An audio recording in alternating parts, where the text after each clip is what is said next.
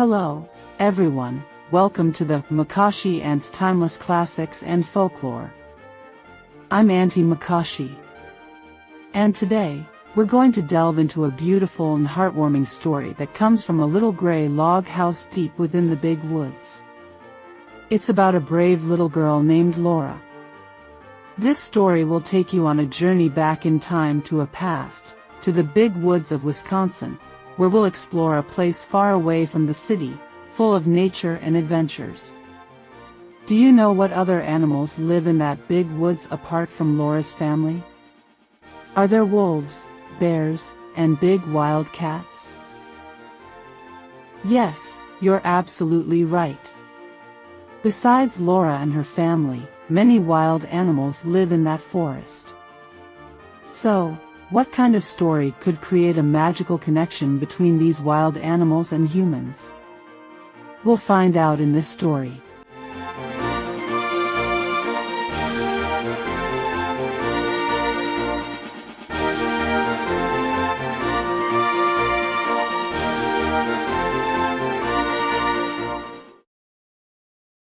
Little House in the Big Woods by Laura Ingalls Wilder. Chapter 1. Little House in the Big Woods. Once upon a time, 60 years ago, a little girl lived in the big woods of Wisconsin, in a little gray house made of logs. The great, dark trees of the big woods stood all around the house, and beyond them were other trees, and beyond them were more trees. As far as a man could go to the north in a day, or a week, or a whole month, there was nothing but woods. There were no houses. There were no roads. There were no people. There were only trees and the wild animals who had their homes among them. Wolves lived in the big woods, and bears, and huge wild cats. Muskrats and mink and otter lived by the streams. Foxes had dens in the hills and deer roamed everywhere. To the east of the little log house, and to the west, there were miles upon miles of trees, and only a few little log houses scattered far apart in the edge of the big woods. So far as the little girl could see, there was only the one little house where she lived with her father and mother, her sister Mary and baby sister Carrie. A wagon track ran before the house, turning and twisting out of sight in the woods where the wild animals lived. But the little girl did not know where it went, nor what might be at the end of it. The little girl was named Laura, and she called her father, Pa, and her mother, Ma. In those days and in that place, children did not say father and mother, nor mama and papa, as they do now. At night, when Laura lay awake in the trundle bed, she listened and could not hear anything at all but the sound of the trees whispering together. Sometimes, far away in the night, a wolf howled. Then he came nearer, and howled again. It was a scary sound.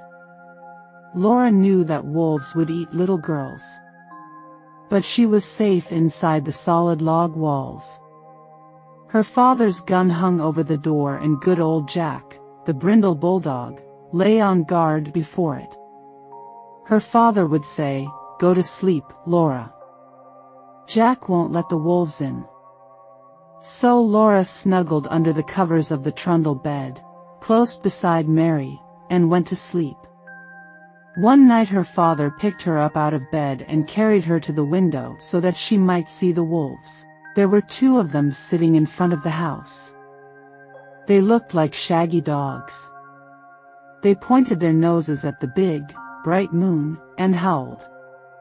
Jack paced up and down before the door, growling. The hair stood up along his back, and he showed his sharp, fierce teeth to the wolves. They howled, but they could not get in. The house was a comfortable house. Upstairs there was a large attic, pleasant to play in when the rain drummed on the roof. Downstairs was the small bedroom, and the big room. The bedroom had a window that closed with a wooden shutter. The big room had two windows with glass in the panes, and it had two doors, a front door and a back door. All around the house was a crooked rail fence, to keep the bears and the deer away. In the yard in front of the house were two beautiful big oak trees. Every morning as soon as she was awake, Laura ran to look out of the window, and one morning she saw in each of the big trees a dead deer hanging from a branch. Pa had shot the deer the day before, and Laura had been asleep when he brought them home at night and hung them high in the trees so the wolves could not get the meat. That day Pa and Ma and Laura and Mary had fresh venison for dinner. It was so good that Laura wished they could eat it all. But most of the meat must be salted and smoked and packed away to be eaten in the winter. For winter was coming. The days were shorter, and frost crawled up the window panes at night. Soon the snow would come. Then the log house would be almost buried in snowdrifts, and the lake and the streams would freeze. In the bitter cold weather Pa could not be sure of finding any wild game to shoot for meat. The bears would be hidden away in their dens where they slept soundly all winter long. The squirrels would be curled in their nests in hollow trees, with their furry tails wrapped snugly around their noses. The deer and the rabbits would be shy and swift. Even if Pa could get a deer, it would be poor and thin, not fat and plump as deer are in the fall. Pa might hunt alone all day in the bitter cold, in the big woods covered with snow, and come home at night with nothing for Ma and Mary and Laura to eat. So as much food as possible must be stored away in the little house before winter came. Pa skinned the deer carefully and salted and stretched the hides, for he would make soft leather of them. Then he cut up the meat, and sprinkled salt over the pieces as he laid them on a board. Standing on end in the yard was a tall length cut from the trunk of a big hollow tree. Pa had driven nails inside as far as he could reach from each end. Then he stood it up, put a little roof over the top, and cut a little door on one side near the bottom. On the piece that he cut out he fastened leather hinges. Then he fitted it into place, and that was the little door, with the bark still on it. After the deer meat had been salted several days, Pa cut a hole near the end of each piece and put a string through it. Laura watched him do this, and then she watched him hang the meat on the nails in the hollow log. He reached up through the little door and hung meat on the nails, as far up as he could reach. Then he put a ladder against the log, climbed up to the top, moved the roof to one side, and reached down inside to hang meat on those nails. Then Pa put the roof back again, climbed down the ladder, and said to Laura, "Run over to the chopping block and fetch me some of those green hickory chips, new, clean, white ones." So Laura ran to the block where Pa chopped wood, and filled her apron with the fresh, sweet-smelling chips. Just inside the little door in the hollow log Pa built a fire of tiny bits of bark and moss, and he laid some of the chips on it very carefully. Instead of burning quickly, the green chips smoldered and filled the hollow log with thick, choking smoke. Pa shut the door, and a little smoke squeezed through the crack around it and a little smoke came out through the roof, but most of it was shut in with the meat. "There's nothing better than good hickory smoke," Pa said.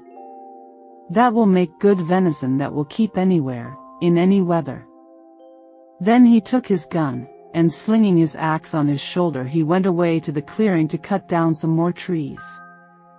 Laura and Ma watched the fire for several days.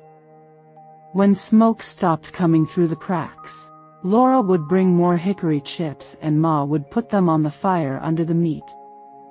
All the time there was a little smell of smoke in the yard, and when the door was opened a thick, smoky, meaty smell came out. At last Pa said the venison had smoked long enough. Then they let the fire go out, and Pa took all the strips and pieces of meat out of the hollow tree. Ma wrapped each piece neatly in paper and hung them in the attic where they would keep safe and dry. One morning Pa went away before daylight with the horses and wagon, And that night he came home with a wagon load of fish. The big wagon box was piled full, and some of the fish were as big as Laura. Pa had gone to Lake Pepin and caught them all with a net.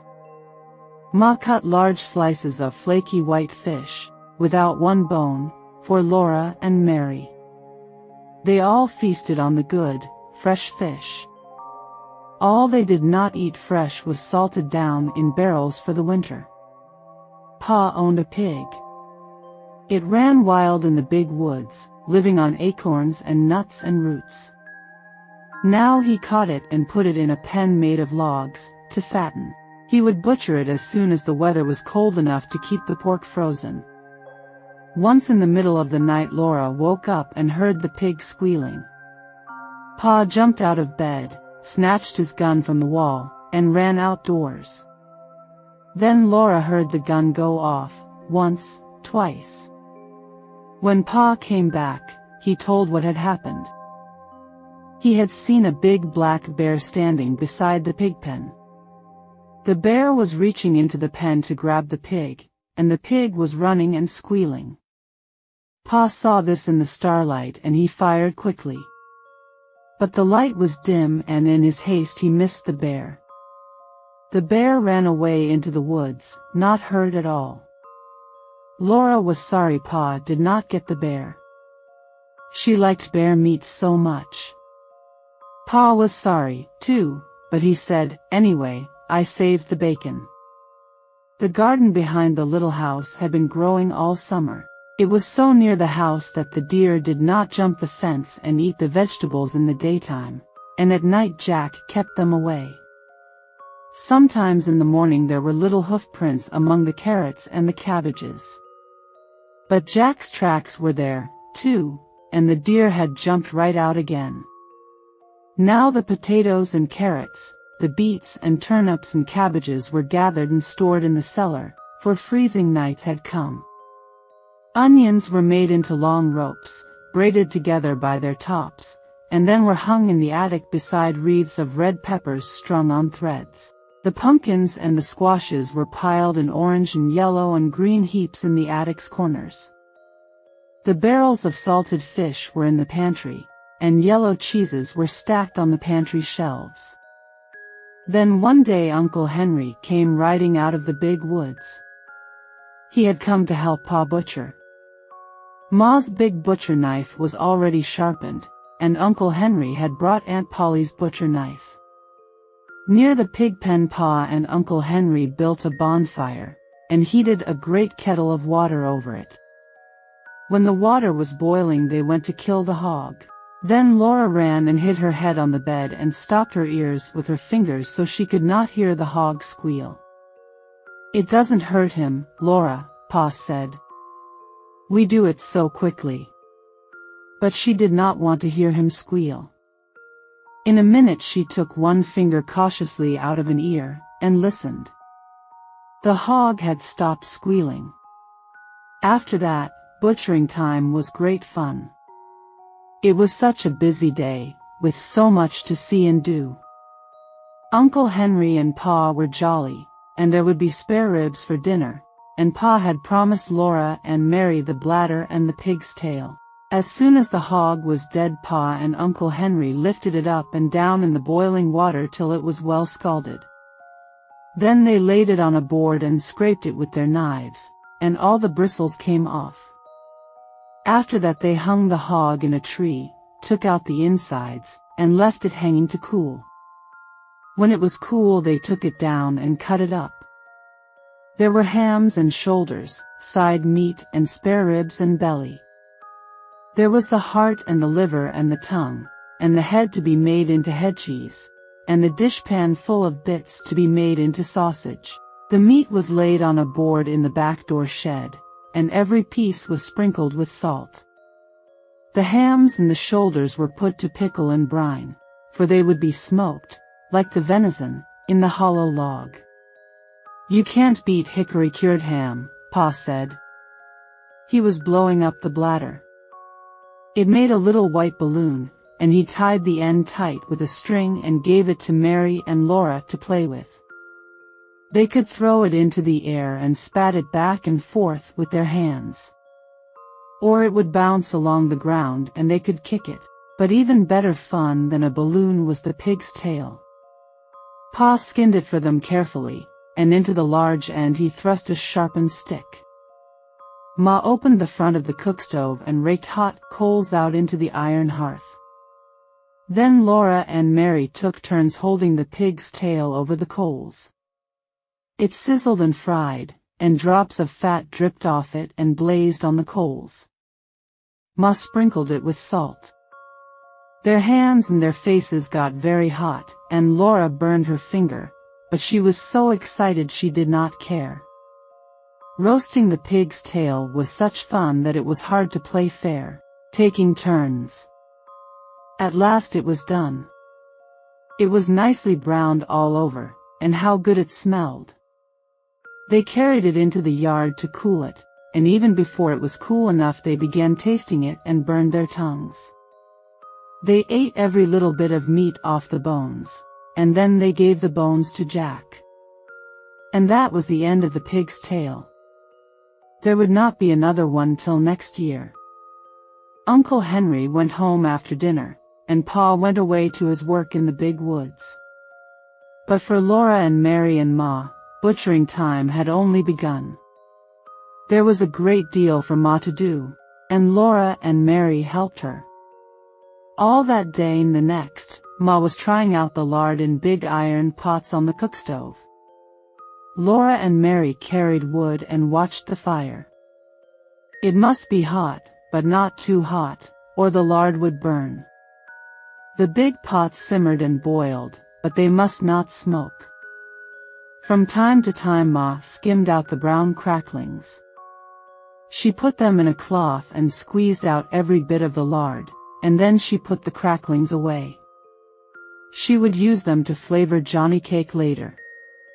Cracklings were very good to eat, but Laura and Mary could have only a taste. They were too rich for little girls, Ma said. Ma scraped and cleaned the head carefully, and then she boiled it till all the meat fell off the bones. She chopped the meat fine with her chopping knife in the wooden bowl. She seasoned it with pepper and salt and spices. Then she mixed the pot liquor with it, and set it away in a pan to cool. When it was cool it would cut in slices, and that was head cheese. The little pieces of meat, lean and fat, that had been cut off the large pieces, Ma chopped and chopped until it was all chopped fine. She seasoned it with salt and pepper and with dried sage leaves from the garden. Then with her hands she tossed and turned it until it was well mixed, and she molded it into balls. She put the balls in a pan out in the shed, where they would freeze and be good to eat all winter. That was the sausage. When butchering time was over, there were the sausages and the head cheese, the big jars of lard and the keg of white salt pork out in the shed, and in the attic hung the smoked hams and shoulders. The little house was fairly bursting with good food stored away for the long winter. The pantry and the shed and the cellar were full, and so was the attic. Laura and Mary must play in the house now, for it was cold outdoors and the brown leaves were all falling from the trees. The fire in the cookstove never went out. At night Pa banked it with ashes to keep the coals alive till morning. The attic was a lovely place to play. The large, round, colored pumpkins made beautiful chairs and tables. The red peppers and the onions dangled overhead. The hams and the venison hung in their paper wrappings, and all the bunches of dried herbs, the spicy herbs for cooking and the bitter herbs for medicine, gave the place a dusty spicy smell. Often the wind howled outside with a cold and lonesome sound. But in the attic Laura and Mary played house with the squashes and the pumpkins, and everything was snug and cozy. Mary was bigger than Laura, and she had a rag doll named Nettie. Laura had only a corncob wrapped in a handkerchief, but it was a good doll. It was named Susan. It wasn't Susan's fault that she was only a corncob. Sometimes Mary let Laura hold Nettie, but she did it only when Susan couldn't see. The best times of all were at night. After supper, Pa brought his traps in from the shed to grease them by the fire. He rubbed them bright and greased the hinges of the jaws and the springs of the pans with a feather dipped in bear's grease. There were small traps and middle-sized traps and great bear traps with teeth in their jaws that Pa said would break a man's leg if they shut onto it. While he greased the traps, Pa told Laura and Mary little jokes and stories, and afterward he would play his fiddle. The doors and windows were tightly shut, and the cracks of the window frames stuffed with cloth, to keep out the cold. But Black Susan, the cat, came and went as she pleased, day and night, through the swinging door of the cat hole in the bottom of the front door. She always went very quickly, so the door would not catch her tail when it fell shut behind her. One night when Pa was greasing the traps, he watched Black Susan come in, and he said, "There was once a man who had 2 cats, a big cat and a little cat." Laura and Mary ran to lean on his knees and hear the rest. "He had 2 cats, Pa repeated, a big cat and a little cat. So he made a big cat hole in his door for the big cat. And then he made a little cat hole for the little cat." There Pa stopped. "But why couldn't the little cat?" Mary began. "Because the big cat wouldn't let it," Laura interrupted. "Laura, that is very rude." "You must never interrupt," said Pa, "but I see," he said, "that either one of you has more sense than the man who cut the 2 cat holes in his door." Then he laid away the traps, and he took his fiddle out of its box and began to play. That was the best time of all.